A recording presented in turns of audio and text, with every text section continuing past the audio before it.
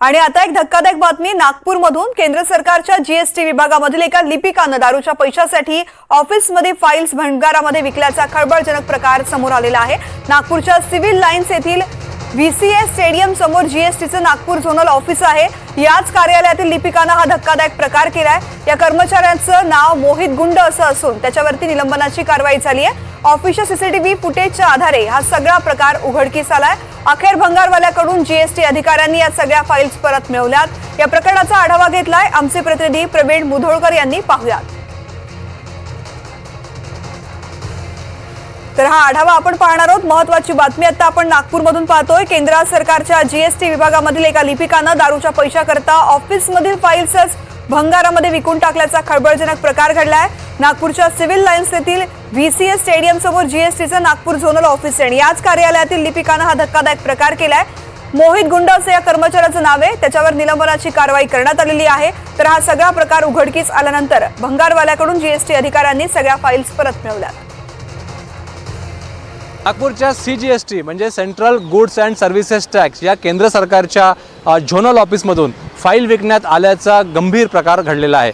या ठिकाणी civil lines परिसरातलं व्हीसीए जवळचं हे गुड्स अँड सर्व्हिसेस टॅक्सचं ऑफिस आहे आणि हे नागपूरचं झोनल ऑफिस आहे। या ठिकाणी मोहित गुंड नावाचा क्लार्क आहे आणि या क्लार्कनी जवळपास 500 किलो रद्दी जी आहे फाईल्स रद्दी म्हणून फाईल जी आहे त्या विकल्या आहे। 10 रुपये किलो याप्रमाणे 5000 रुपये या व्यक्तीला त्याचे मिळाले। मोहित गुंड हा क्लर्क आहे जीएसटीमध्ये आणि तो पहिले इंदूरला होता। इंदूरला त्याला त्या ठिकाणी नोकरी लागली होती आणि वडिलांच्या जागेवर त्याला अनुकंपा तत्वावरती ती नोकरी लागली होती।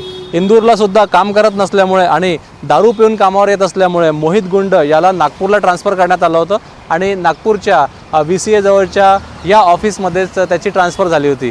नागपूरला आल्यावर सुद्धा खूप कमी तो ऑफिसमध्ये यायचा आणि ऑफिसमध्ये आल्यावर सुद्धा त्याचं या ठिकाणी वर्तणूक जी आहे ते पण काही बरोबर नव्हती असं जीएसटीच्या त्याच्या सहकार्याचं म्हणणं आहे। पण मोहित गुंड या क्लार्कनं फाईल्स ज्या आहे त्या विकण्याचा प्रकार केलेला आहे।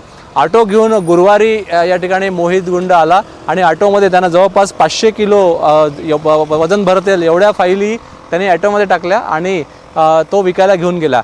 या फाईली मोहितनं स्थानिक भंगारवाल्याकडे विकल्या।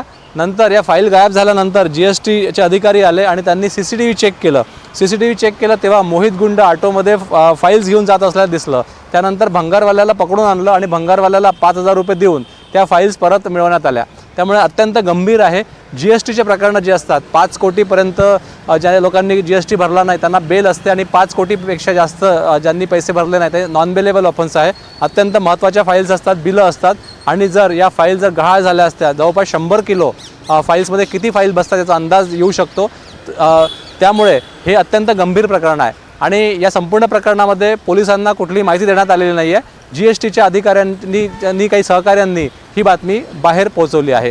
त्यामुळे काल नागपूरमध्ये आपण पाहू शकतो बारमध्ये PWD विभागाच्या फाईल साईन करण्याचं सीसीटीव्ही बाहेर आलं होतं आणि आता जीएसटीच्या फाईल्सच विकण्यात आल्याचा प्रकार पुढे आला आहे। व्हिडिओ जर्नलिस्ट विनय शुक्लासह प्रवीण मुधोळकर, NDTV मराठी, नागपूर।